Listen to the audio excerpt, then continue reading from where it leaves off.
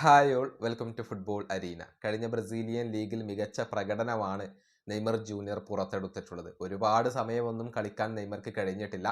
20 മത്സരങ്ങൾ കളിച്ച നെയ്മർ 8 ഗോളുകളും ഒരു അസിസ്റ്റുമാണ് സ്വന്തമാക്കിയിട്ടുള്ളത്. നമുക്കറിയാം, പല മത്സരങ്ങളിലും കുറച്ച് സമയം മാത്രമാണ് നെയ്മർക്ക് കളിക്കാൻ കഴിഞ്ഞിട്ടുള്ളത്. ഇതുമായി ബന്ധപ്പെട്ട ഒരു കണക്ക് ഇപ്പോൾ പുറത്തേക്ക് വന്നിട്ടുണ്ട്. അതായത് ഈ ബ്രസീലിയൻ ലീഗിൽ 50 അവസരങ്ങളും അതുപോലെ തന്നെ 50 ഷോട്ടുകളും സ്വന്തമാക്കിയ വളരെ കുറച്ച് താരങ്ങൾ മാത്രമാണ് ഉള്ളത്. അതായത് 10 താരങ്ങൾക്ക് മാത്രമാണ് ഇത്തവണത്തെ ബ്രസീലിയൻ ലീഗിൽ 50-ൽ പരം ഷോട്ടുകളും 50-ൽ പരം ചാൻസുകളും ക്രിയേറ്റ് ചെയ്യാൻ കഴിഞ്ഞിട്ടുള്ളത്. അതിൽ നെയ്മർ ജൂനിയർ ഉണ്ട്.